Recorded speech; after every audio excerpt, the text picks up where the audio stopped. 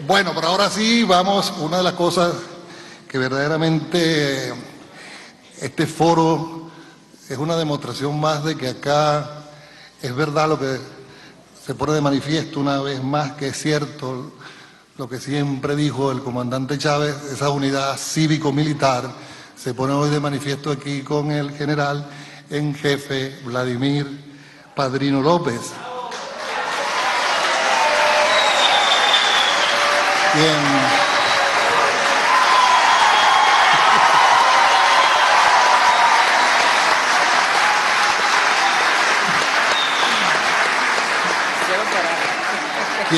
Quien es el comandante estratégico operacional, y que hoy también acá como una sorpresa para nosotros, fíjense, yo le decía eso a mí, Arle fue el primer moderador y habló mal de mí como siempre, él se la pasa en eso.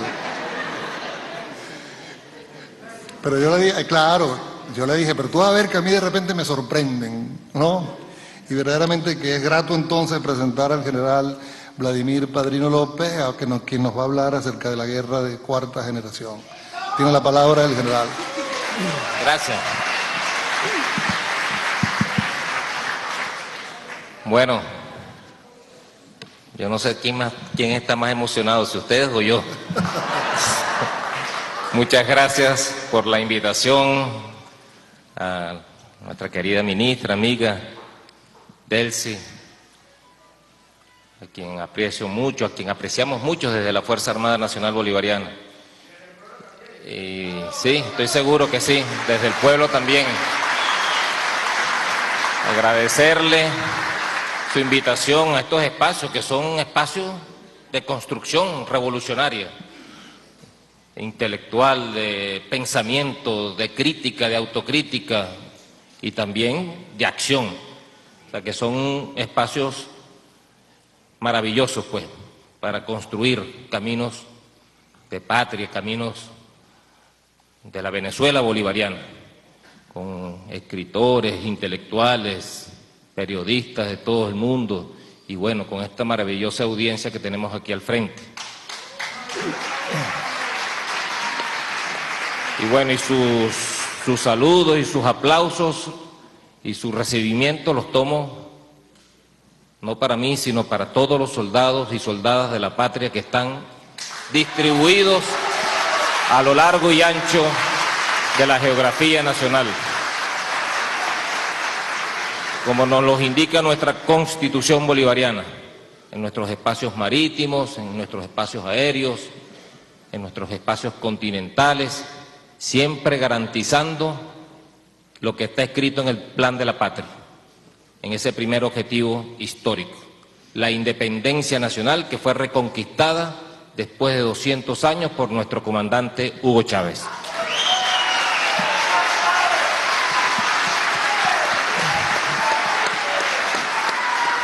Y bueno, y además de eso, garantizando pues también nuestra soberanía y la integridad de nuestros espacios geográficos. Y bueno, cuando viene un militar a un espacio como este, tan rico en su contenido, bueno, a veces lo primero que puede venir es la palabra guerra. Sin embargo, fue tanto el humanismo que el comandante Hugo Chávez le imprimió a la Fuerza Armada, que la transformó y le dio una nueva concepción filosófica, no solamente en la aplicación del poder militar, sino en la unidad cívico-militar, que tanto critican por allí.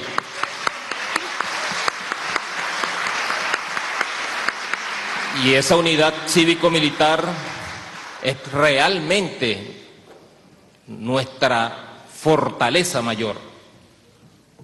Cuando el presidente Chávez da el paso, uno de los pasos más revolucionarios en la Fuerza Armada fue la creación de la milicia bolivariana, que es el pueblo en armas, el pueblo organizado, el pueblo articulando y complementando a la Fuerza Armada Nacional permanente, activa. Ese es uno de los pasos más revolucionarios que nuestro presidente Hugo Chávez, y que bueno, hemos visto también a nuestro comandante en jefe, Nicolás Maduro, cómo ha venido impulsando el tema, ahora con las comunas, el tema de las milicias, pues es un tema fundamental para la defensa de la nación, que viva, porque eso es prácticamente imposible ante las asimetrías globales que existen desde el punto de vista militar, que nosotros solos, los militares, asumamos el tema de la guerra, o mejor dicho, de la defensa de la nación. Y por eso el presidente Chávez tuvo la visión, como siempre, visionario, de construir un nuevo modelo militar, una nueva concepción estratégica para la defensa integral, no militar solamente, integral de la nación. Y por eso estamos aquí, con un proceso bolivariano y revolucionario en marcha que se fortalece cada día más a propósito de esas premisas que nos llevó a los soldados de los cuarteles, a los barrios, a los campos, a las comunas, a las fábricas, a integrarnos todos como un solo cuerpo monolítico en función del progreso, del desarrollo, de la igualdad social.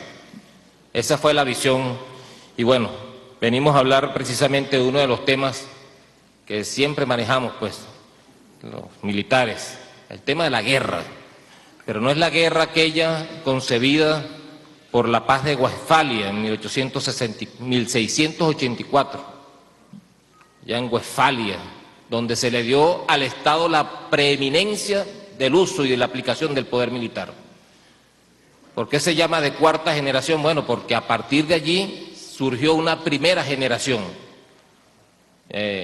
tomando en cuenta pues que la guerra como subproducto de la civilización tuvo su origen precisamente cuando se empezaron a constituir las sociedades. Y es a partir de allí cuando comenzamos a categorizarla de primera generación, segunda generación, tercera generación, cuarta generación y estamos hablando incluso hasta de quinta generación. La primera generación con unas características muy peculiares, militar, una guerra militar clásica de formaciones estructuradas, ordenadas por toques de corneta, donde la disciplina, la obediencia era lo que se imponía. Era lo que se imponía, las guerras napoleónicas.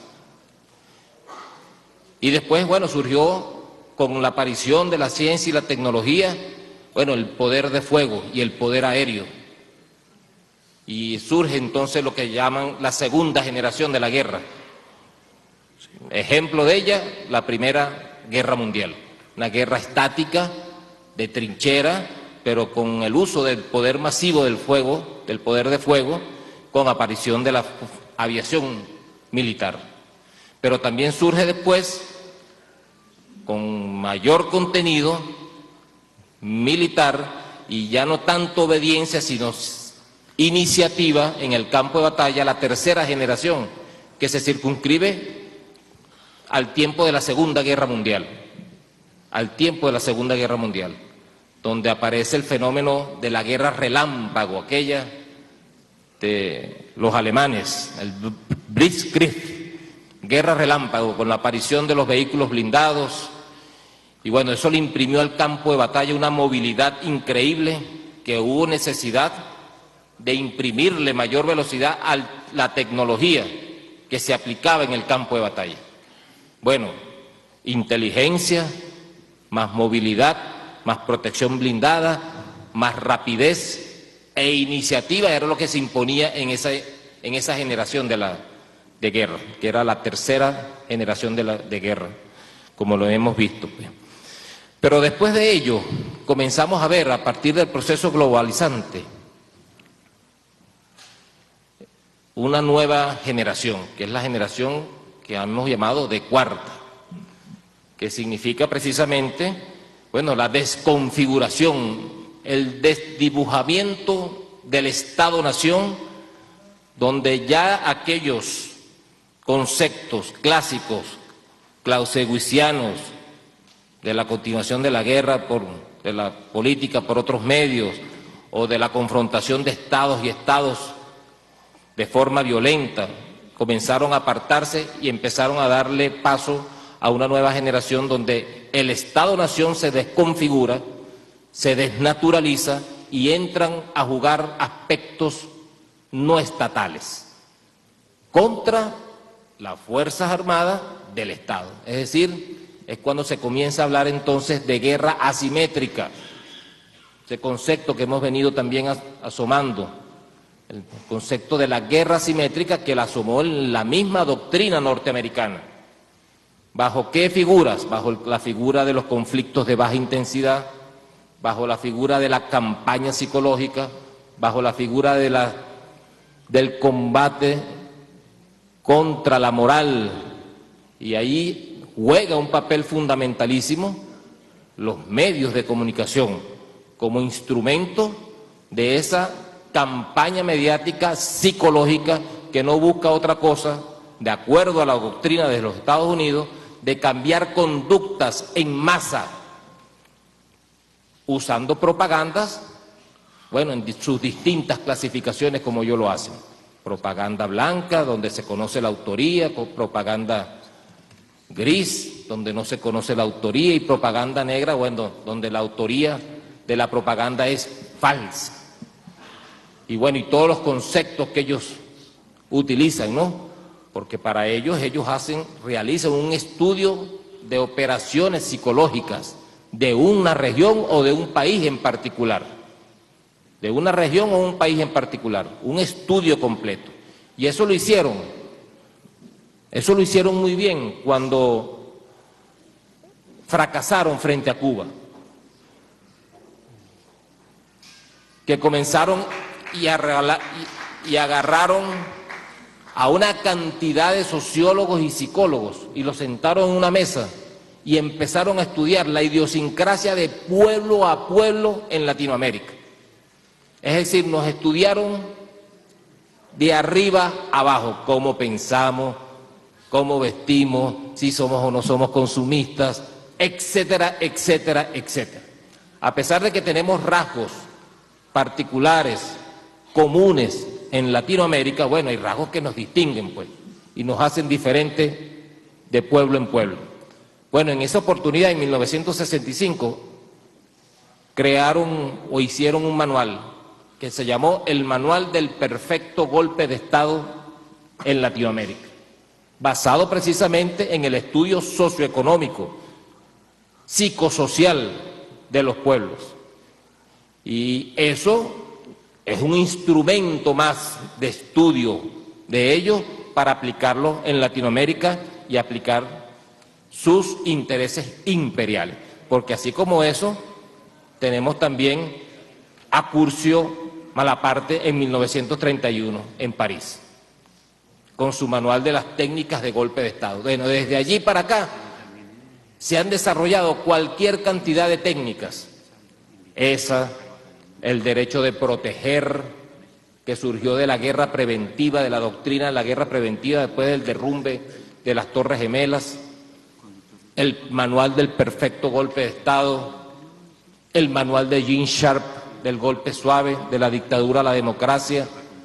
Bueno, una cantidad de bibliografía, de estudios profundos, precisamente para aplicarlas en este contexto de guerra de cuarta generación, que ya hay autores chinos en una obra que llaman Guerra sin restricciones, como lo decía al inicio, que están hablando de guerra de quinta generación.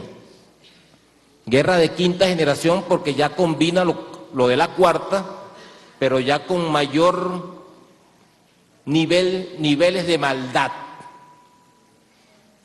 Y quiero decir con esto, bueno, que lo que buscan es precisamente el rostro del contrabando, del mercenariato, del sicariato, del socavamiento de la moral de nuestra juventud. Fíjense el problema que nosotros tenemos en frontera con el paramilitarismo. El maestro Brito, estuvimos conversando sobre una tesis. Fíjense las ironías, ¿no?, y el juego de las cosas. Cuando uno habla de guerra asimétrica, normalmente la plantea el débil. El débil. Nosotros no somos débiles, pero sabemos y conocemos la fuerza tecnológica y el poder militar de los Estados Unidos. De eso tenemos que estar conscientes. Pero cuando uno habla de guerra asimétrica, por ejemplo, uno la plantea del débil al fuerte, del David al Goliat. Pues no, hay un coronel que hace y que trabaja, un coronel retirado de los Estados Unidos que trabaja en el Centro de Estudios Estratégicos del Ejército Norteamericano, llamado Max Manwaring, que ha planteado la guerra asimétrica contra Venezuela. Y esto es digno de reflexión porque cuando se plantea la guerra asimétrica contra Venezuela es porque ya todas las otras formas posibles fueron infructuosas. Recordemos los niveles de intensidad de la guerra de cuarta generación que ha sido aplicada sobre Venezuela. En el 99, en el 2000, el presidente Chávez, recién llegado al gobierno, instalando su revolución, ¿qué trataron de hacer en este contexto de guerra de cuarta generación? Un primer nivel, transnacionales, tratando de hacer perder la soberanía nacional, chantajeando o tratando de chantajear al presidente Chávez. Bueno, se consiguieron con un muro, una pared. Eso fracasó. Es decir, la guerra de cuarta generación desde afuera fracasó en ese momento. Pero después vinieron con un segundo nivel de intensidad, que fue la quinta columna, manejada precisamente por las transnacionales y por los poderes foráneos. Y bueno, allí lograron, con una intensa campaña mediática, que le hicieron ver al pueblo y al mundo que el presidente Chávez no tenía el piso popular con que había llegado al gobierno en 1999. Y era totalmente falso. Totalmente falso. El presidente Chávez nunca bajó los niveles de popularidad, pero le hicieron ver a buena parte del país y del mundo que el presidente Chávez estaba en el fondo, sin legitimidad, sin apoyo popular. Y ahí vino la arremetida aquella, grosera, no solamente contra él como presidente de la República, sino contra la democracia y contra la Constitución, cuando de un plumazo acabaron con ella en el 2002. Golpe de Estado. Pero las cosas de la vida, pues, aquello que nos empezó y que se estaba germinando, esa unidad cívico-militar brotó y lo trajo de vuelta. Ahora viene un tercer nivel de intensidad en esa guerra de cuarta generación, que es hacer perder la soberanía bajo la desestabilización. La desestabilización. ¿Cómo? Creando descontento en las masas populares, generando un ambiente de zozobra, de confusión, acompañado por un ambiente de guerra económica, de desabastecimiento. Y entonces tratan de manipular a la fuerza, a las bases populares, tratan de manipularlo en una situación ficticia para que ese pueblo se rebele contra el gobierno. Ese es el tercer nivel y ese es el que estamos combatiendo hoy en día, con todas las guerras que nos han hecho, subsumido precisamente en ese contexto de la guerra de cuarta generación. Guerras económicas, guerras eléctricas, guerras mediáticas. Pero allí está la semilla sembrada, allí está la fortaleza.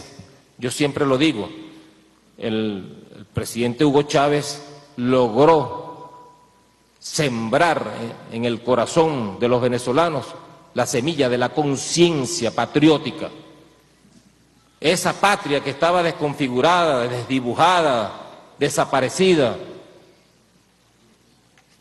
la hizo despertar, la hizo despertar. Y eso está allí en los jóvenes. Aquí se ha tratado de manipular con el tema de los estudiantes. ¿Cuántos estudiantes tenemos en Venezuela? ¿Y cuántos estudiantes se han visto en las calles protestando? Unos pacíficamente, muy pocos por allí violentamente, pero otros manipulados y otros pagados, tarifados, tratando de desestabilizar, tratando de derrocar un gobierno legítimo y legal por la vía de la desestabilización. Mientras ocurría eso aquí en el este de la ciudad, bueno, en el oeste,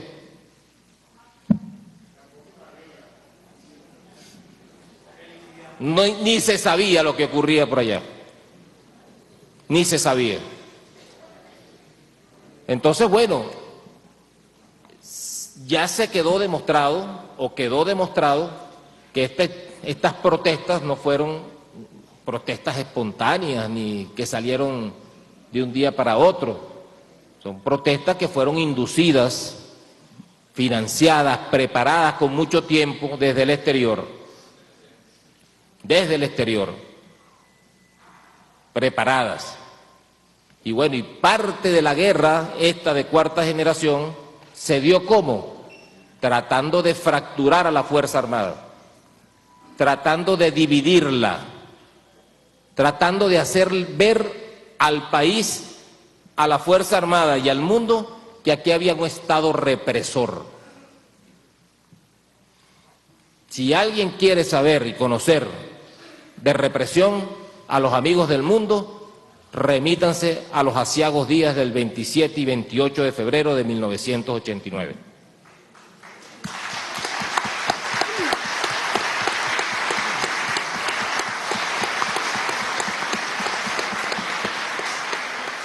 Porque si algo realmente se dio en Venezuela, fue precisamente una revolución en su Fuerza Armada.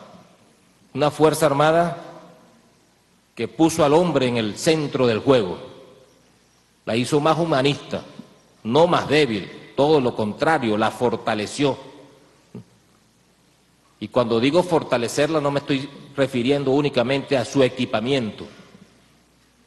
Bueno, vamos a detenernos en el equipamiento. ¿Qué hubiese pasado si a nuestra Guardia Nacional y a la policía también, por supuesto, no hubiese tenido la dotación para contrarrestar los niveles de violencia que se dieron en el país? Bueno, su dotación y su doctrina, porque cuando en la Cuarta República salía un guardia nacional sin doctrina, mal equipado, en línea de tiradores de infantería, con una peinilla en la mano. Bueno, hoy en día hay una doctrina de empleo que obedece al uso progresivo de la fuerza, al uso diferenciado de la fuerza. Y cuando nosotros tomamos el número de actuaciones militares para el restablecimiento del orden interno, el número de guardias nacionales que apoyaron a la Policía Nacional, empleados en todo el territorio, y vemos los casos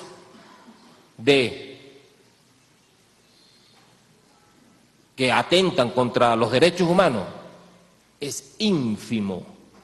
Solamente 2 guardias nacionales se le puede atribuir uno de los 42 muertos que tenemos, de los lamentables fallecidos que tenemos, producto de la violencia política irresponsable que desataron en las calles de Venezuela.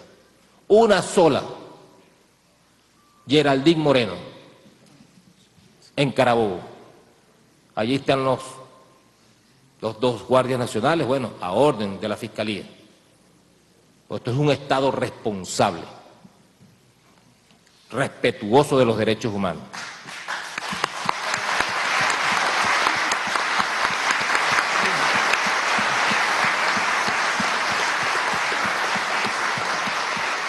Entonces, ¿qué quisieron hacer?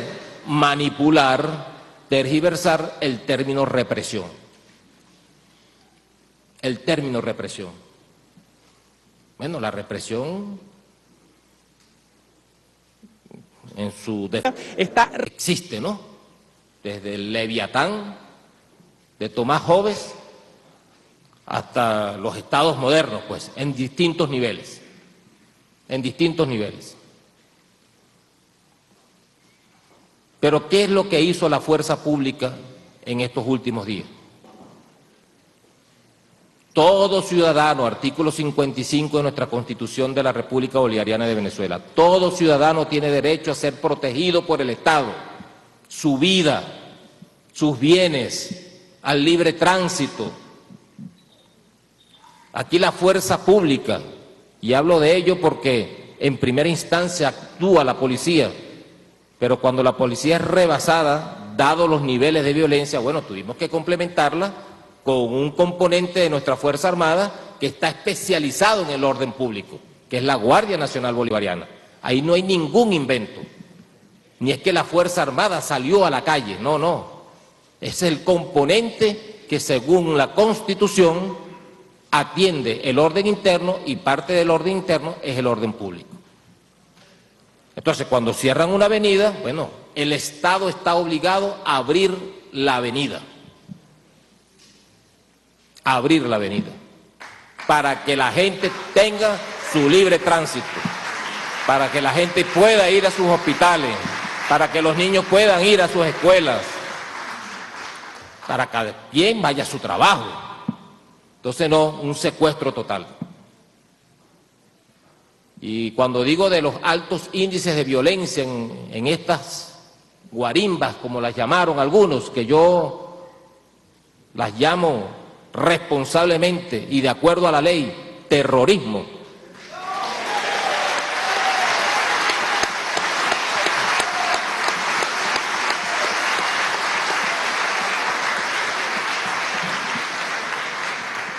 Cuando esos eventos se dieron en la calle, bueno, llegaron a altísimos niveles, 42 fallecidos que lloramos en el alma, civiles y militares. 60% de ellos fallecidos por armas de fuego. Más de 100 armas incautadas en los propios focos de violencia, más las visitas domiciliarias, donde se dieron los muertos. Más de 100, más de 50 paramilitares extranjeros ubicados allí en los focos violentos. ¿Ustedes saben cuántos impactos de bala hemos contabilizado nosotros en nuestros vehículos blindados de orden público? Más de 500 impactos de bala. Solamente en Mérida, un vehículo de estos nuevos, de nuestro nuevo equipamiento blindado, de protección blindada, tiene 86 impactos. Y no es que son impactos dispersos, no, son impactos a los visores, por donde uno observa. Es decir, con una insurgencia ya armada, pues, como ya tanto lo ha anunciado mi comandante en jefe Nicolás Maduro. Estábamos transitando ya a un estadio de insurgencia armada. Armas incautadas, más del 60% de los fallecidos por armas de fuego, individuos de otras nacionalidades, paramilitares, sembrados en las drogas, y bueno, y pare usted de contar todo lo demás que ya todos conocemos. Bueno, entonces, ese término de la represión fue completamente manipulado. Hicieron verle al mundo que la Fuerza Armada Nacional Bolivariana estaba acabando con los estudiantes. Y por las redes sociales circulaban fotografías de tanques disparando contra urbanizaciones.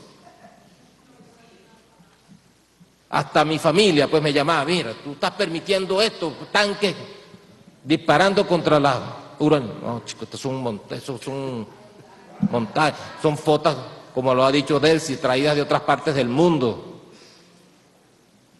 Desembarco de tropas de otros países en nuestras bases aéreas, fotografías, dándole la vuelta al mundo. Entonces, todo eso forma parte de la guerra de cuarta generación y que tenemos que nosotros tener conciencia de ello, porque decía que esta tesis del coronel Max Manwaring sobre la guerra asimétrica sobre Venezuela trae consigo características similares de lo que nosotros estamos llamando ahora guerra de quinta generación. El paramilitarismo acabando con la moral de nuestra juventud, desplazando la fuerza del trabajo por el dinero fácil, contrabando, narcotráfico, mercenariato, sicariato. Hace 2 días, nuestra Fuerza Armada allá en la frontera, en Táchira, detuvo a 6 paramilitares con armas de altísima potencia.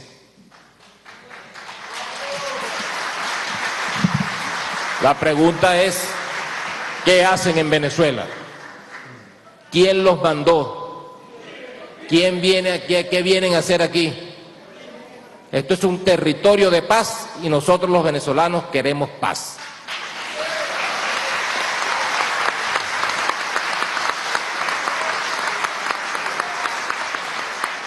Así pues que nos hemos paseado por todas las generaciones muy sucintamente y por eso es que hablamos de guerra de cuarta generación, estamos sumidos en ella, tenemos que hacerle frente. Una de nuestras principales fortalezas es la conciencia de nuestro pueblo y la conciencia de nuestra Fuerza Armada, ahora unidos más que nunca para que no nos arrebaten lo que más queremos: la paz, nuestra patria y nuestros hijos, las futuras generaciones. Y nosotros como Fuerza Armada Nacional Bolivariana garantizamos, nos convertimos, por instrucciones de nuestro comandante en jefe Nicolás Maduro, protectores del pueblo de Venezuela, protectores.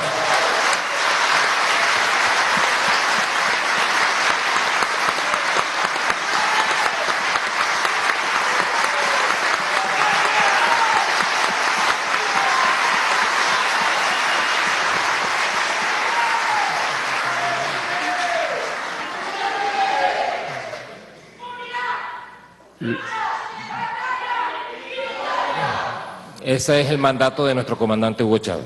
Bueno, muchísimas gracias por su atención y que viva Venezuela.